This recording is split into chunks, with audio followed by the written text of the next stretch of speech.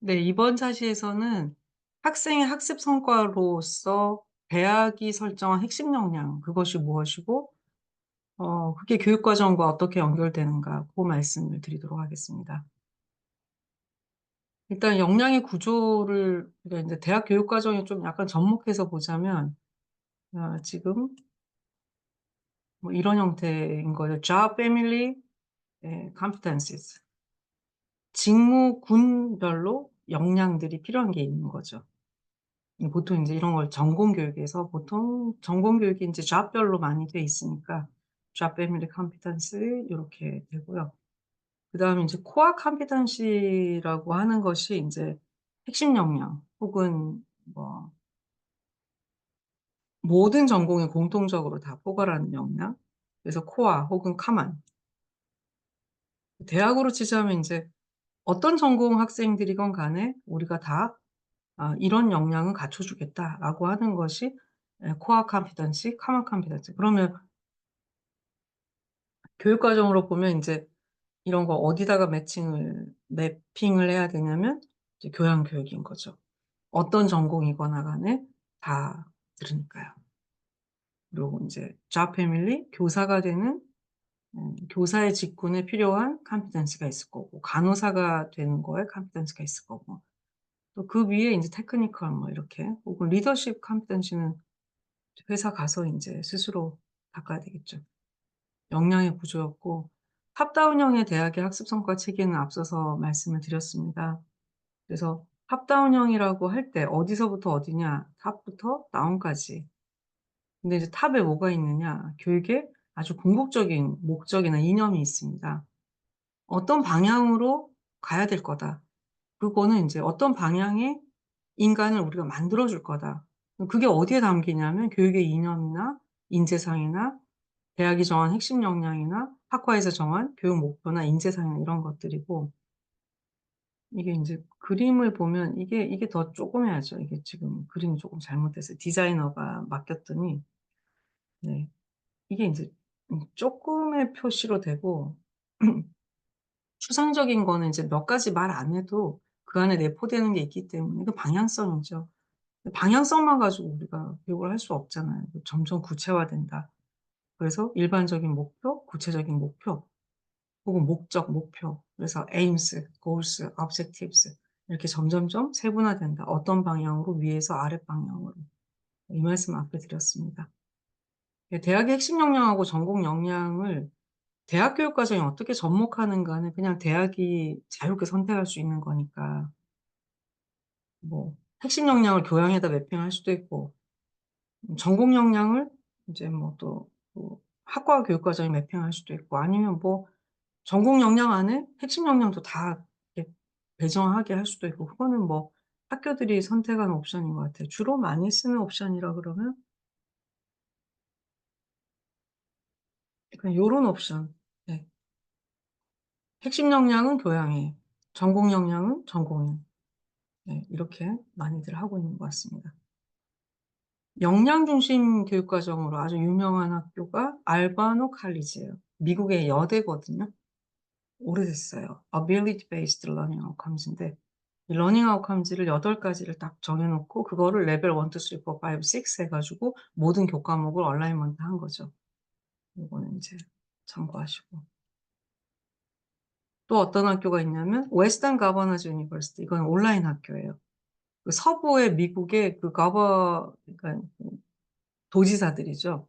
도지사들이 한 동부는 아이비리그 막 학교 많잖아요. 근데 서부는 별로 유명한 학교 없으니까 인제 약간 펀딩을 해 가지고 학교를 하나 세워요. 그 학교가 웨스턴 가버너즈 유니버시티. 근데 완전 역량 기반으로 돼 있어요. 근데 온라인 교육이에요. 그러니까 학비가 얼마나 싸겠어요? 지금 검색하시면 학생 수가 아마 한 10만 명 넘을 거예요. 어마어마한 사람들이 여기에 접근하고 인제 네. 이 학교가 인제 역량 기반으로 그러니까 학교를 처음 세우면 할 수 있을 것 같아요. 120 학점인데 120 유닛이 다 역량이에요. 제가 인제 케이스 스터디를 한번 해 보고 싶은데 아직 기회를 못 찾았어요. 그래서 여기 이걸 보시면 예 "You have 6 competencies." 그러니까 "너는 이 과목에서 6 개의 역량을 습득했다." 뭐 이런 얘기가 나오고 여기가 아마 120개 역량 이렇게 돼 있을 거예요. 하여튼 기회가 있으면 사례 연구를 한번 해 보고 싶은 대학입니다. 학생이 많아요. 12만 명, 13만 명 막 그렇습니다. 그다음에 하버드 대학이 역량 중심의 교양 교육 과정을 만든 건 2007 년이고요. 프린스턴이 인제 중장기 발전 계획에 중장기적으로 허브 역량을 중심으로 단과 대학도 이렇게 재편하겠다 했는데 확인 또 해 봐야 되죠. 네. 이게 뭐 지금쯤이면 돼야 돼 2024 년까지 10개 허브 역량인데요. 네 확인할 수 있을 것 같아요. 그러면 인제 교양 교육하고 학습 성과하고 어떤 관련이 있는가 인제 이 얘기를 하면 교양 교육이 4 년치 중에 1 년이거든요. 맞잖아요. 120 학점 중에 뭐 100 우리가 이제 표준 교육 과정이라고 하는 게 있어요, 대학 교육 과정에. 140 학점입니다, 독학사 과정. 그러면 그게 4분의 1로 나누면 35 학점일 거거든요. 그 35 학점이 교양이어야 돼요. 그래서 그 140 학점 지금 엄청 많아 보이는데 4분의 1은 교양 교육을 갖고 있는데 이 교양 교육의 목표가 뭐여야 되는가. 사실 인제 미국은 학예 교육이니까 좀 다르죠. 거기는 학부 교육 자체가 직업 교육이 아니고 그냥 기초 교육인 거예요. 그래서 그 기초 교육의 목표가 뭐가 되어야 하는가라고 하는 거를 연구를 언제 했냐면 이 AACNU라는 그 우리 같은 대기업입니다. American Association College and University 이렇게 읽어요. 2005 년에 LEAP라는 걸 설립합니다. Liberal Education and America's Promise. 그러니까 자유교육과 미국의 약속 이건데 그러니까 어 학예 교육 그러니까 인제 교양 교육이라고 하는 거 직업 교육 전에 그거를 어떤 걸 목표로 해야 될 것인가를 연구를 한 게 인제 요게 책입니다. 이거는 그냥 풀 버전 다 다운로드 받으실 수 있어요. 그래서 기존의 교육하고 다른 21 세기의 대학 교육이 과연 학부 교육이 어떤 목적을 가져야 되는가를 했는데 요 3 가지였어요. 지식과 기술과 책무성 태도잖아요. 거기에 하나가 더 추가가 된 거예요. 통합적 학습.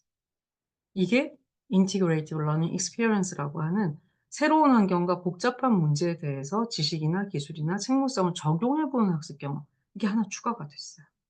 그리고 이거는 지식과 기술과 책무성이 다 있어야 이게 되는 거예요. 그러니까 인제 어려운 거죠. 그래서 인제 그들은 그림을 이렇게 그렸습니다. Integrative Learning 통합적 학습. Problem solving, creative thinking, critical thinking 우리가 인제 역량이라고 하는 것들이에요. 여기에 인제 social responsibility가 있고 여기에 스킬이 있고 여기에 cognitive가 있어요. 그래서 이 3 가지가 이렇게 공통으로 모여져야 이게 역량이 되는 거예요. 이런 게 더 추가가 된 겁니다. 이게 언제 발표됐냐면 아까 앞서서 저 책이 2005년 이렇게 발표가 됐어요.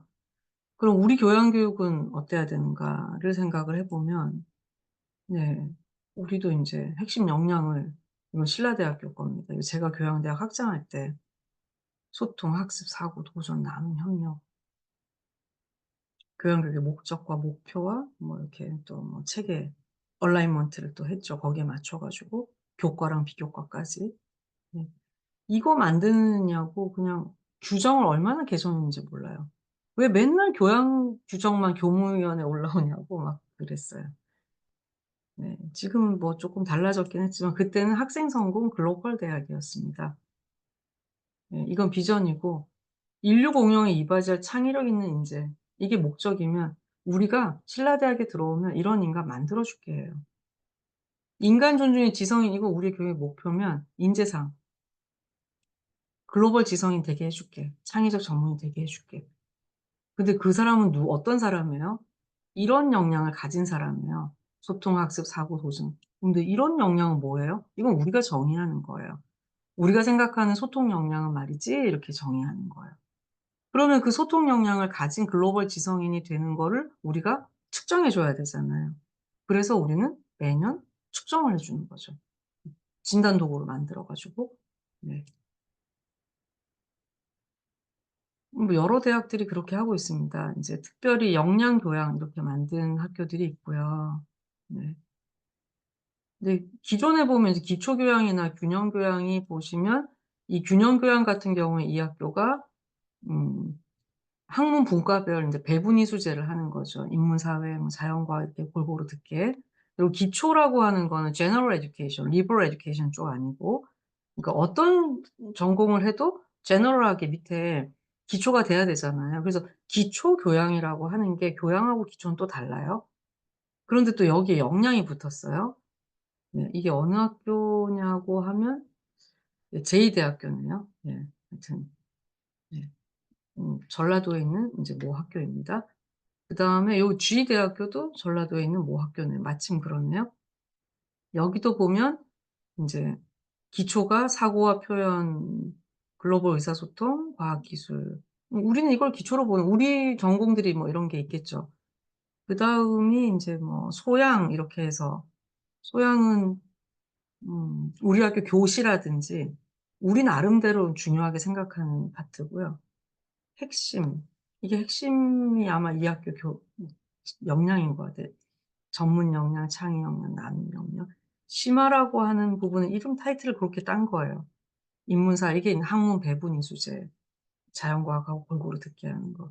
그렇게 해서 인제 영역의 카테고리를 나눠 가지고 어 역량 기반의 교양 교육 과정을 이제 개편을 한 사례입니다. 그러면 대학이 핵심 역량을 정해야 될 거 아닙니까? 어떻게 정할 건가 하는 거는 사실은 일반 교수님들은 그렇게 고민 안 하셔도 돼요. 본부에서 알아서 해요. 본부에 또 이렇게 또 전문가들이 있고 전문 부서가 있어요. 그러니까 거기에서 하는데 할 때 그냥 함부로 안 해요.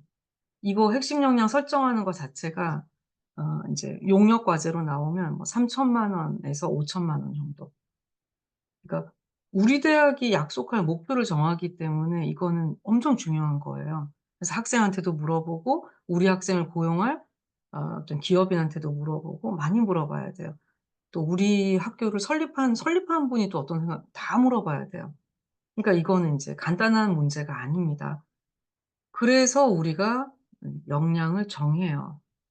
이거는 인제 학생들에게 "우리 신라대학교에 들어오는 모든 학생은 이거 보장할게."라고 하는 거거든요. 그러니까 이걸 함부로 정할 수가 없죠. 그래서 보시면 인제 뭐 이런저런 걸 뭐 많이 합니다, 이렇게 보면. 네. 그리고 이걸 인제 역량 모델링이라 그러거든요. 네. 뭐 이런 거는 너무 많이 연구도 있고 또 일반 교수님들은 뭐 굳이 몰라도 뭐 누군가가 전문가들이 하는 거니까 그냥 넘어가도록 하겠습니다. 여튼 우리 대학이 약속한 핵심 역량이라고 하는 것, 그것이 우리 대학을 졸업하는 모든 학생들이 이 역량을 얼마만큼 가지고 성취하고 가는지를 우리는 측정해야 된다, 어세스먼트. 근데 어세스먼트 하려고 그러면 진단 도구가 있어야 되잖아요. 그 진단 도구 만드는 게 이 행동 지표를 설정해서 뭐 효능감 검사라든지 혹은 직접 역량 검사를 하는 학교도 있어요, 비용이 좀 많이 들어도. 그렇게 해서 인제 이런 것들을 만드는 거죠. 이거 만드는 거는 아마 인제 이 강의를 듣고 있을 분들 중에 보면 교양대학 학장님 그리고 본부의 뭐 혁신본부라든지 혁신원의 이런 교양교육과정이나 역량 기반 업무를 하시는 분들 뭐 그런 분들이지 싶어요. 그래서 뭐 요런 내용은 일반 교수님들께는 그렇게 해서 교양 교과목이 이 어떤 영역, 예 영역이 있을 거 아닙니까? 인제 교과 구분해서 교과목 이름이 있잖아요. 각 과목들이 어떤 역량을 얼마만큼 커버할 것이냐 이런 매핑이 나옵니다. 이게 지도잖아요. 교과목 지도예요. 근데 교과목하고 역량하고 연결된 지도예요. 그래서 나 컴퓨팅 사고력 가르치는데 그럼 컴퓨팅 사고력에 원래 교재도 있고 목표가 있을 거잖아요. 그게 아니고 이 학교의 그 탑다운이라고 했잖아요. 먼저 뭐가 있었습니까? 소통 역량이 먼저 있었고 사고 역량이 먼저 있었고 이 역량이 먼저 있었어요. 그래서 이런 역량들이 우리가 학생들하고 약속했기 때문에 '그럼 소통 역량을 뭘로 가르치지? 아 컴퓨팅 사고력을 통해서 가르치자.' 사고 역량 컴퓨팅 사고력이잖아요. 근데 사실은 컴퓨팅 사고력이 먼저 있었어요. 그러니까 우리가 인제 역으로 하니까 헷갈리는 거예요. '컴퓨팅 사고력이 어떤 역량을 가르쳐야 되지?' 이렇게 되는 거예요. 근데 아까 그 웨스턴 가버너즈 같은 경우는 소통 역량, 사고 역량이 먼저 정의가 되고 '이걸 위해서 무슨 과목이 필요하지?' 컴퓨팅 사고력 어떤가 이렇게 내려오는 거예요. 탑다운이에요.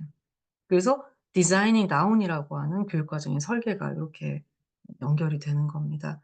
근데 일반 우리 교양 과목을 가르치는 교수님 입장에서는 컴퓨팅 사고력을 내가 가르친다 그러면 그냥 교재만 보고 뭐 그냥 앞에 하신 분의 실라버스만 볼 게 아니고 이 과목은 이 대학의 어떤 목표를 위해서 있는 건지를 물어봐야 됩니다. 그래서 "이거가 뭐가 있어요? 학장님?" 이렇게 물어봐야 됩니다. 근데 보통은 그냥 교수님들이 실라버스 하시죠, 아무 데이터 없이.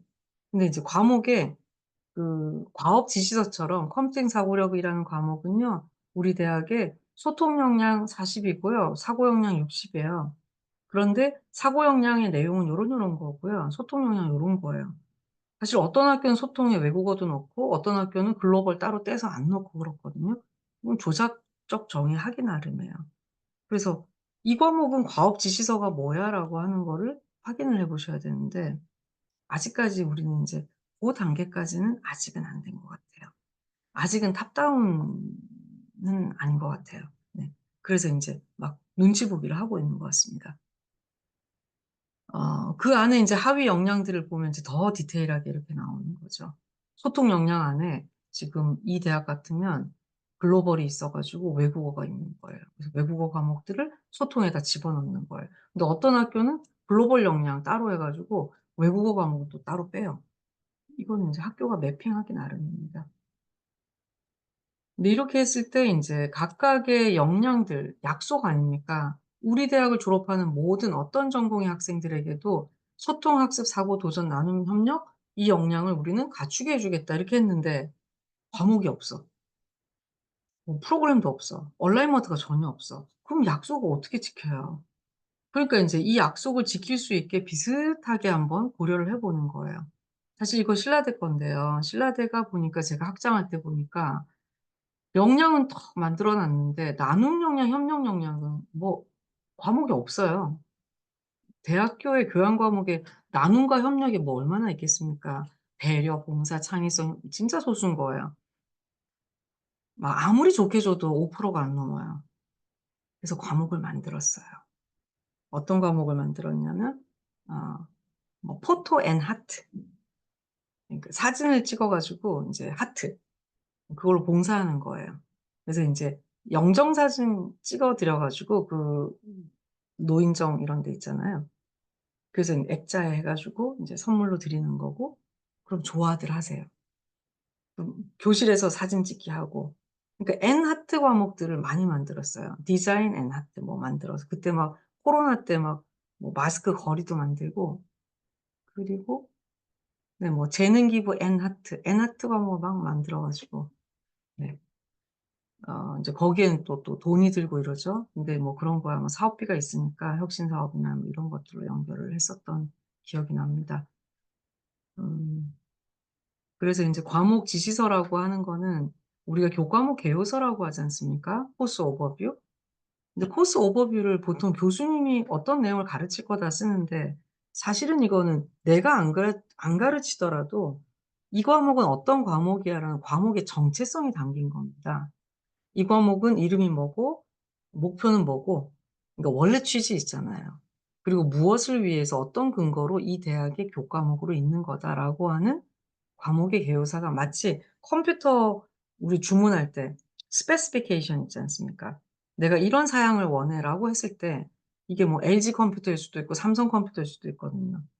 수업은 어떻게 하든 간에 그 스페시피케이션을 맞춰 줘야 되는 거예요. 이게 교과목 개요서예요. 그래서 교과목 개요라고 하는 거는 교과목의 이론적 근거 혹은 rationale 근거 꼭 이론적이 아니더라도 그랬을 때 역량 기반에서는 '어떤 역량 때문에 있는 과목이야.'라고 하는 게 specification이에요. 네.